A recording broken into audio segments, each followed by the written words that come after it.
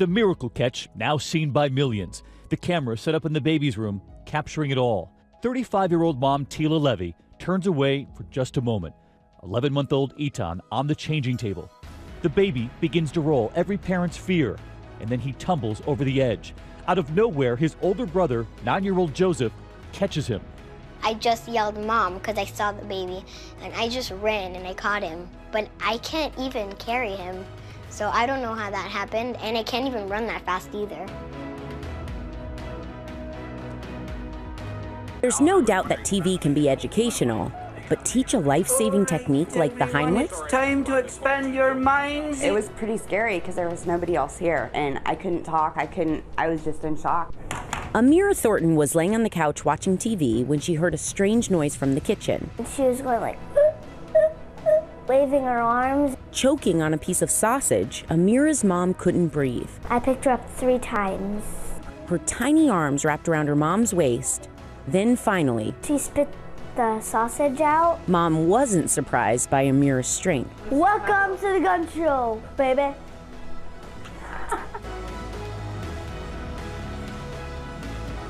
Allison Anderwald saw her mom at the bottom of the pool.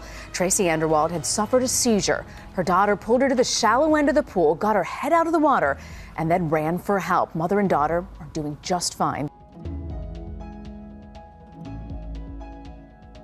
Brock and Bodie Schaaf were being typical 2-year-old twins, scrambling up their dresser to explore. But then suddenly, it tips over, pinning little Brock under its heavy weight. You can see Brock struggling and screaming, but Bodie jumps right into action. He immediately tries to push the dresser, but can't get it to move. Then he tries pushing from the other side, but the heavy dresser still won't budge. He surveys the situation and decides to give lifting a shot, but that doesn't work either. Finally, with a big lean, he tries to push one more time and somehow manages the strength to move that large dresser and free his brother. Check that out again. Many are now calling him a real-life mini super kid. Mom says as soon as she saw that video, she bolted the dresser to the wall to make sure it won't happen again. It happened so fast you can barely catch it. Line drive foul. But she did. Nice catch down there. Check it out again, the ball girl on the left and the catch. Just as that ball heads straight for a fan who was looking down. They said in the stands, likely on his phone, only looking up after the save. Online tonight, they're simply calling her Emily the Ball Girl, number 90, narrowly saving not only him, but that beer. Glass half full. And that ball was clocked at 108.7 miles per hour. Just listen to the crowd. The crowd is cheering. Catching it, handing it to the fan. So many reading her lips when she said to the fan, "I got you." 7th grader Jeremy Whitchick was sitting on the school bus when his moment came. Watch, he noticed the bus driver having trouble, beginning to pass out. So Jeremy ran up to grab the wheel, pulling the bus safely to the side of the road, then pulling the keys out. He looked like he was having a seizure or choking because he was going making a weird noise. So I just went up, grabbed the wheel, turned it right, and then I just took the keys out of the ignition. He started CPR on the bus driver until an adult came aboard to take over. Jeremy is credited with saving his bus and the 15 kids on board. I am incredibly proud of Jeremy. Very. I always have been, but I'm especially so today. Larissa Taylor was at her mother-in-law's house with Leah and baby Lexi last Thursday.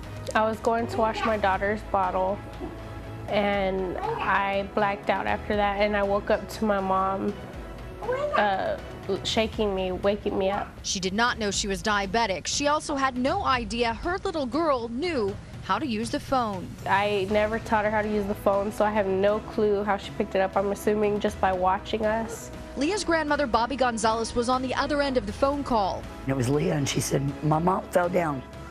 And I said, "Well, let me talk to her." And I could hear that she put the phone close to Larissa, and I could hear, it was a lot of gurgling noises. And I said, "Let me talk to your mom." She said she won't wake up. Gonzalez then called 911 and rushed to the home. In a matter of minutes, they said. Larissa got to the hospital just in time. I can't imagine losing her. So Leah really came through for us that day. She's been wearing a towel around the house, calling herself a superhero because mommy's told her about it.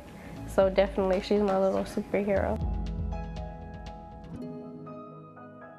Diana Jensen knows she would move heaven and earth to help her daughter Livia, but she never expected her 4-year-old would be the one saving her. Did you come over to our house? Because my mommy can't sleep. The frightening ordeal began when Jensen collapsed from her couch to the living room floor. Livia, amazingly calm and composed, called 911. The best description I can give is a 2x4 to the back of my head and my spine. Jensen, who has lupus, was suffering a severe seizure. Can you stand by mommy and tell me that if her stomach's going up and down, like she's breathing? Mommy, is your stomach going up and down? Yes.